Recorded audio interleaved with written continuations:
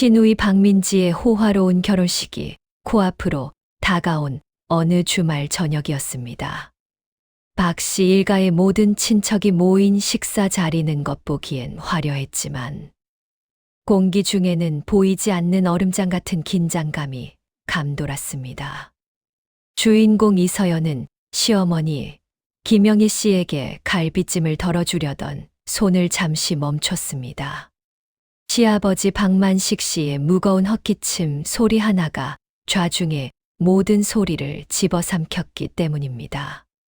서연의 남편 박지우는 아내의 곁에서 죄인처럼 고개를 숙인 채 다가올 폭풍을 예감하고 있었습니다. 서연은 애써 온화한 미소를 지어 보였지만 지난 5년간의 결혼 생활이 주마등처럼 스쳐 지나갔습니다. 이 집안의 며느리로서 감내해야 했던 수많은 모멸의 순간들. 그리고 오늘 그 모든 인내의 탑이 무너져 내릴 가장 잔인한 한마디가 그녀를 기다리고 있었습니다. 시아버지 박만식 씨는 마치 오늘 날씨를 이야기하듯 태연하게 입을 열었습니다. 다음 달 민지 결혼식 호텔 좌석이 생각보다 빠듯하다는 말이었습니다. 오는 손님들이 모두 사업상 중요한 분들이라 체면이 중요하다는 말을 굳이 덧붙였습니다. 그리고는 차가운 시선으로 서연을 향해 그녀의 부모님께는 따로 연락하지 말라는 통보를 던졌습니다. 괜히 자리만 부족해질 터이니 집에 계시는 것이 좋겠다는 말이었습니다. 그 말이 떨어지는 순간 식탁에는 완벽한 정적이 흘렀습니다. 평범한 중학교 교사인 서연의 부모님을 대놓고 무시하는 격이 맞지 않으니 이 화려한 자리에 끼지 말라는 노골적인 모욕이었습니다. 시누이 박민지와 예비 신랑은 애써 웃음을 참는 듯했고 시어머니 김영희 씨는 모르는 일이라는 듯 딴청을 피웠지만 그 눈에는 고소함이 가득했습니다. 결혼 5년 차 서연은 이 집안의 암묵적인 무시와 멸시를 수없이 견뎌왔습니다. 부모님이 정성껏 사오신 과일 선물을 두고 등급이 낮다 타박하던 시어머니. 아예 눈길조차 주지 않던 시아버지. 그녀는 남편 지훈을 위해, 이 가정의 거짓된 평화를 위해 번번이 침묵을 선택했습니다. 언젠가 자신의 인내와 양보가 그들의 마음을 움직일 수 있으리라 믿었습니다. 하지만 돌아온 것은 더욱 노골적인 멸시뿐이었습니다. 모두의 시선이 그녀에게 쏠렸습니다. 그녀가 화를 내고 이 난장판을 엎어버리길. 그래서 역시 배운 것 없는 집안이라 비난할 거리를 찾길 기다리고 있었습니다. 서연은 깊게 숨을 들이마셨습니다. 들끓는 분노와 서러움을 가슴 깊이 꾹 눌러 담고 거의 완벽에 가까운 미소를 지어 보였습니다. 아버님 뜻대로 하겠다. 당연히 큰일을 먼저 생각해야 한다는 그들의 예상을 완전히 벗어난 대답이었습니다. 그녀는 와인을 단숨에 들이켜고 회사 일이 급하다는 핑계를 대며 우아하게 자리에서 일어났습니다. 침실 문을 닫는 순간 견고했던 가면이 무너져 내렸습니다. 그녀는 문에 기댄 채 주저앉아 참았던 눈물을 쏟아냈습니다. 지난 5년간 자신이 얼마나 어리석었는지 깨달았습니다. 힘들게 모은 돈으로 시누이의 오피스텔 계약금을 대주고 시부모의 고급 외제차를 사주며 이 집안의 온갖 구멍을 메웠습니다. 그 대가가 고작 부모님의 결혼식 참석 권리마저 박탈당하는 것이라니 참을 수 없는 허탈함이 밀려왔습니다. 눈물을 닦은 그녀는 화장대의 가장 깊숙한 곳에서 아무도 모르는 두 번째 휴대폰을 꺼냈습니다. 그리고 익숙한 번호로 전화를 걸어 다음 달 18일 바로 시누이의 결혼식 날짜에 맞춰 제주도행 1등석 항공권 6장과 최고급 풀빌라 예약을 지시했습니다. 그것은 휴가가 아니었습니다. 그것은 자유를 향한 선언이자 그들을 향한 통쾌한 복수의 서막이었습니다. 방을 나서자 말한 박지훈이 그녀의 팔을 거칠게 잡아챘습니다. 대체 무슨 뜻이냐고, 어떻게 그렇게 쉽게 수긍할 수 있냐고 다그쳤습니다. 그는 서연이 부모님과 싸우길 바랐던 것일까? 아니면 자신의 무력함을 아내가 대신 표출해 주길 바랐던 것일까? 그는 서연이 조금만 이해해 주면 안 되냐며. 부모님은 다 민지 결혼식을 잘 치르기 위해 그러는 것이라 변명했습니다. 이해. 서연은 그 단어가 너무도 공허의 실소를 터뜨렸습니다. 내가 당신들을 이해하면 누가 나와 우리 부모님을 이해해 주느냐고 묻고 싶었지만 그는 이미 답을 정해놓은 듯 했습니다. 나중에 부모님께 봉투나 두둑하게 챙겨드리면 될 일이라며 돈으로 이 모욕을 덮으려 했습니다. 서연은 7년간 사랑했던 남편의 얼굴에서 처음으로 낯설음과 깊은 절망을 느꼈습니다. 그녀는 더 이상 다투지 않고 피곤하다는 말과 함께 그를 밀어냈습니다. 그는 몰랐습니다. 그것이 아내의 마음을 돌릴 수 있었던 마지막 기회였다는 것을. 며칠간 집안은 기이한 화목함에 휩싸였습니다. 서연의 대국적인 태도에 만족한 시부모는 눈에 띄게 부드러워졌습니다. 남편 지훈 역시 이 일이 조용히 넘어갔다고 믿는 듯. 평소와 다르게 살갑게 굴며 값비싼 명품 가방을 선물했습니다. 그것은 보상이 아니라 모욕에 대한 대가 거만한 시혜에 불과했습니다. 그들은 서연이 여전히 그들의 소나귀에 있다고 착각했습니다. 서연은 반차를 내고 친정을 찾았습니다. 평생을 성실한 교육자로 살아오신 부모님은 결혼식 초청을 받지 못했다는 말에 큰 상처를 받으셨습니다. 눈시울이 붉어지는 어머니와 말없이 담배만 태우시는 아버지의 모습을 보며 서연은 가슴이 미어졌습니다. 그녀는 준비해 온 제주도행 항공권 6장을 꺼내 놓았습니다. 그깟 잔치 우리는 우리끼리 헐헐 털어버리고 여행을 가자고 모든 예약을 마쳤다고 선언했습니다. 가족들은 충격과 걱정에 휩싸였지만 서연은 단호했습니다.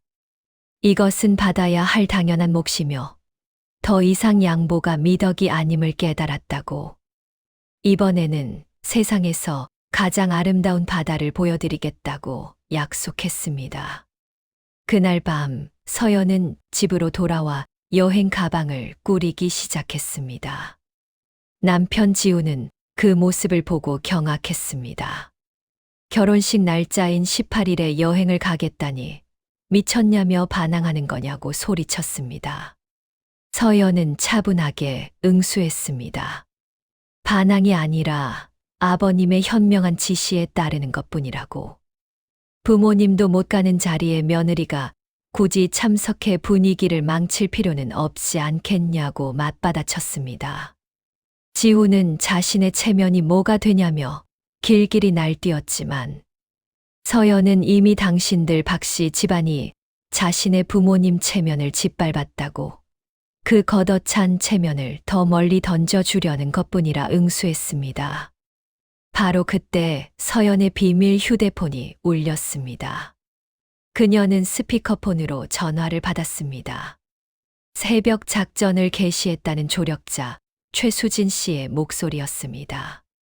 신라 호텔 결혼식 잔금 2억 원이 아직 결제되지 않았으며 아무래도 그들이 서연의 연말 성과급을 노리는 것 같다는 충격적인 내용이었습니다.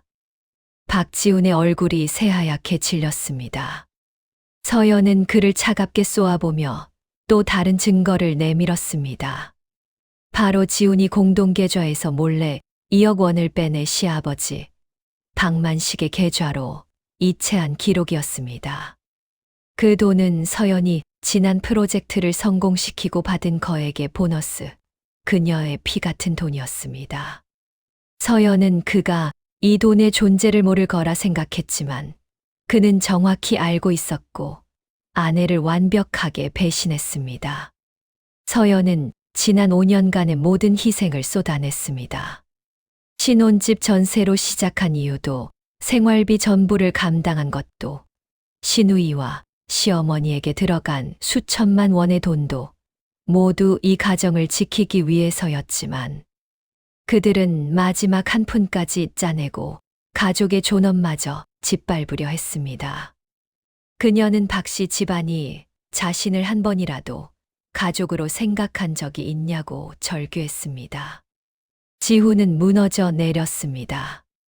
서연이 여행 가방을 끌고 문을 나서는 순간 문 밖에는 시부모와 박민지가 서 있었습니다.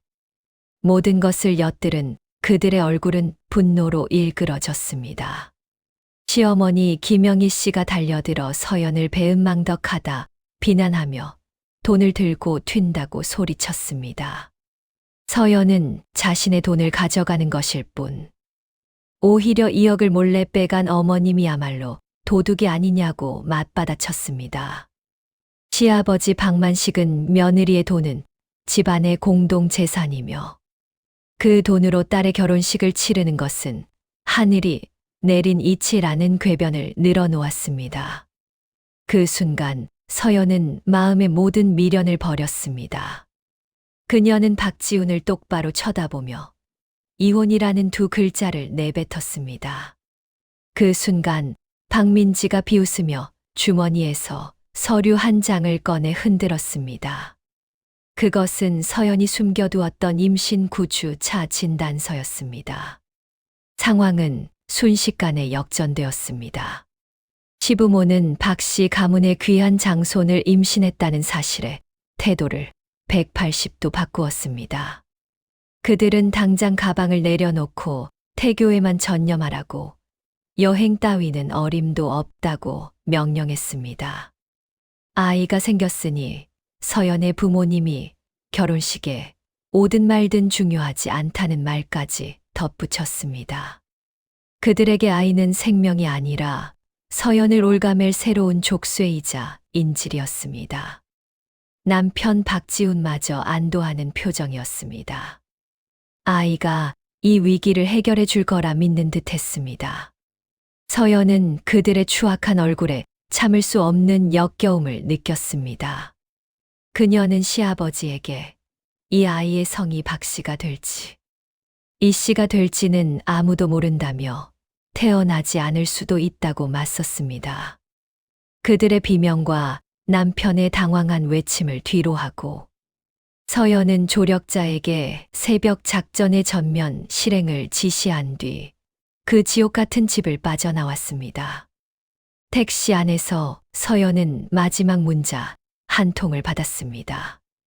낯선 번호로 온 메시지였습니다.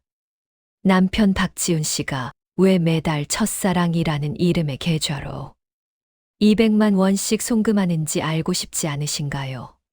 첨부된 사진에는 바로 어젯밤 한유라라는 이름으로 200만 원이 이체된 내역과 그리움이라는 메모가 선명히 찍혀 있었습니다.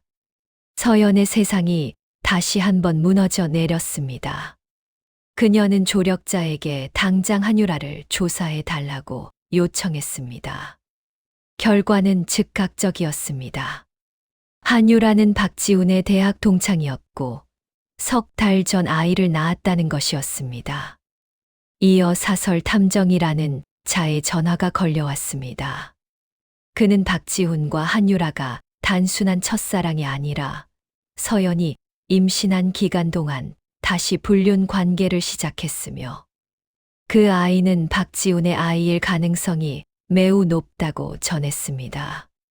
심지어 박지훈은 서연의 돈으로 송도해 그들 모자를 위한 아파트까지 마련했다는 것이었습니다. 탐정은 사진, 이체 기록, 부동산 등기부, 그리고 두 사람이 나눈 역겨운 대화 내용까지 모든 증거를 보내왔습니다. 민지 결혼식만 끝나면 바로 그 여자한테 이혼하자고 할게. 그 여자는 너무 순진해서 이런 건 상상도 못해. 서연의 심장은 산산조각 났습니다.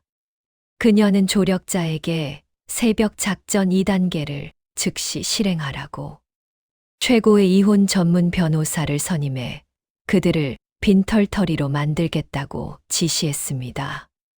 서연이 채권자 신분으로 박 씨 집안이 결혼식 잔금으로 쓰려던 모든 계좌를 동결시키자 호텔은 즉각 예약을 취소하겠다고 통보했습니다.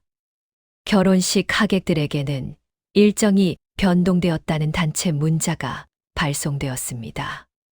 동시에 한 방송국의 시사 프로그램에서 현대 부부의 돈과 배신이라는 주제로 박 씨 집안의 이야기를 익명으로 다루었고, 다음 날 신문에는 유명 건설사 대표의 호화 결혼식 뒤에 숨겨진 가정 윤리 위기라는 심층 보도 기사가 실렸습니다. 박만식의 회사는 신용 문제로 중요한 고객들을 잃고 주가가 폭락했으며 채권자들의 독촉에 시달렸습니다. 박민지의 예비 시댁은 파혼을 통보했습니다. 서연은 박지훈의 외도와 혼외자 증거를 첨부하여 정식으로 이혼 소송을 제기했습니다. 법원 소환장이 도착하자 박 씨 집안은 공황 상태에 빠졌습니다. 며칠 후 완전히 수척해진 박 씨 일가가 변호사 사무실에 나타났습니다. 그들은 아이를 봐서라도 용서해달라며 화해를 요청했습니다. 서연은 간단한 조건을 내걸었습니다. 한유라와의 관계 단절, 결혼 기간 동안의 모든 경제적 손실, 6억 원 배상, 그리고 부모님께 드린 모욕에 대한 공개적인 사과였습니다. 박만식은 강도나 다름없다며 반발했지만 서연은 그들 명의의 100억 원이 넘는 자산 목록을 꺼내 보이며 그들을 압박했습니다. 박지훈은 모든 조건을 이행하면 다시 시작할 수 있냐고 애원했지만 서연은 이미 깨진 거울은 붙일 수 없다고 잘라 말했습니다. 아이에 대해서는 낳을 것이지만 성은 이 씨가 될 것이며 그에게는 어떠한 친권도 없을 것이라 통보했습니다. 박지훈은 그 자리에서 통곡하며 무너졌습니다. 사흘 후 신문에는 박지훈의 이름으로 된 공식적인 사과문이 실렸습니다. 그는 아내 이서연과 그 가족에게 준 상처를 인정하고 모든 법적, 경제적 배상을 약속하며 제3자와의 관계를 단절하겠다고 서약했습니다. 6억 원의 배상금이 서연의 계좌로 입금되었고 두 사람은 법적으로 완전한 남이 되었습니다. 시간은 흘러 서연은 아들 이하준을 낳았습니다. 그녀는 더 큰 투자 회사로 이직해 총괄 이사로 승승장구했고 아들과 함께할 새로운 보금자리도 마련했습니다. 박 씨 집안은 철저히 몰락했습니다. 박만식의 회사는 파산했고 빚을 갚기 위해 집을 팔아야 했습니다. 박지훈은 실직 후 겨우 작은 회사에 취직했으며 박민지는 파혼 후 웃음거리가 되었습니다. 몇 년 후 박지훈이 교통사고로 세상을 떠났다는 연락을 받았습니다. 그는 마지막 순간까지 서연과 하준의 이름을 불렀으며 전 재산인 작은 아파트 한 채를 하준이에게 남긴다는 유언장을 남겼습니다. 서연은 그의 참회와 후회가 담긴 편지를 읽고 마지막 눈물을 흘린 뒤 그 편지를 찢어 과거와 완벽하게 작별했습니다. 5년 뒤 7살이 된 하준이는 밝고 씩씩한 아이로 자랐습니다. 서연은 자신을 진심으로 아껴주고 하준이를 친아들처럼 사랑해주는 남자 김민준 씨와 새로운 가정을 꾸리게 되었습니다. 하준이의 생일 파티에 아들은 엄마가 영원히 행복했으면 좋겠어요. 라는 소원을 빌었습니다. 서연은 아들과 민준 씨를 끌어안으며 깨달았습니다. 진정한 승리는 복수가 아니라 자신의 존엄을 지키고 상처를 딛고 일어나 마침내 완전한 행복을 찾아내는 것임을. 그녀는 그 누구도 아닌 나약했던 과거의 자신을 이겨내고 새로운 삶의 주인이 되었습니다.